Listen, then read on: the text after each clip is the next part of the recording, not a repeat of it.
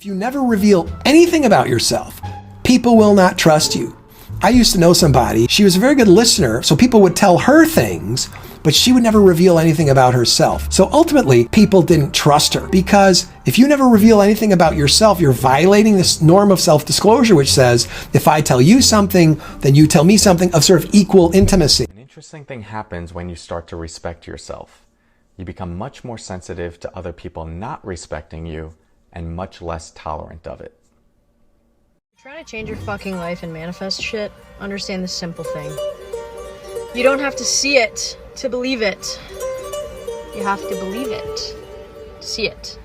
You can choose a life of ease and comfort, or you can choose a life of service and adventure. Which one of those, when you're 90 years old, are you going to be more proud of? This is the cash flow quadrant, book number 2. E is employee, S is small business, self-employed, or a specialist like a doctor, lawyer, web designer. B is big business, 500 employees or more, and I is professional investor. So when I was your age, I knew I wanted to get here. This takes time. This is the hardest, you know. This is where the big mega bucks are, and Kim and I are here, and the money is massive. You can reduce the rates you pay on credit cards. Back in the day, I used to call credit card people every 12 to 24 months, and I'd say, I want an extended amount. I want it to go from $20 to $30 or $20 to $50,000, and I want a reduced rate. And they say, no, I'm afraid we can't do that. I say, okay, I'll cancel the credit card. Then you go through 2 or 3 people, and then finally you get to a manager. And you say the same thing. I want to go from $25,000 to $50,000 on the credit card, or $5,000 to $10,000, whatever it is, and I want the rate to be reduced. And they'll say no, and I'll say, well, fine. Just like I told the other 4 people, cancel the credit card. They will not cancel the credit card. They will give you, okay, you now got 10, we'll give you 15. The rate, okay, now you're paying 24, we'll cut it to 20. Or you're now paying 18, we'll cut it to 13. All rates are negotiable, including your mortgages. So look at that. Okay, go as loud as you can. You just saw. Look what you just saw. Look what you just saw. That's a mental jail. See, if you want to control people, all you got to do is put them in a mental jail. He doesn't even know he's in it. Then what you do is you train him on the pain pleasure principle. Like, oh, you can get pleasure if you do this. Oh, this will get pain. Just be following orders. Yeah.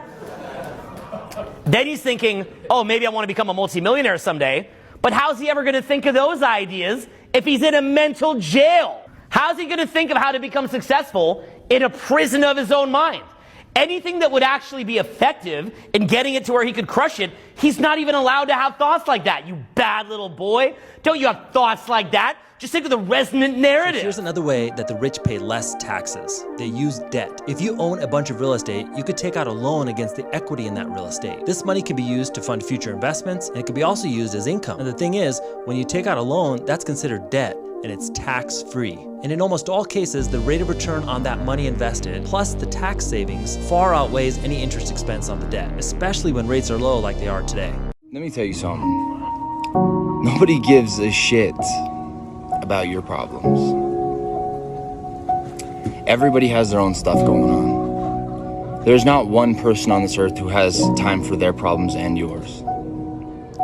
I know that's a sad and brutal truth, but it is what it is. You can fight me on it all you want, but there comes a time where you just need to figure it out. If there's one piece of advice I can give you, is the killer of your dreams and goals is worrying about all your problems all of the time.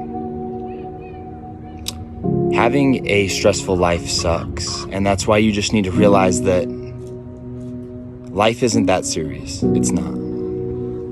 Don't take life so serious. It's not like any of us are getting out alive. Write that down. I love you. Here's a hard pill for you to swallow. It's your fault if you get hurt by holding on to someone who continuously shows you that they're no good for you. Show yourself some respect and walk the fuck away.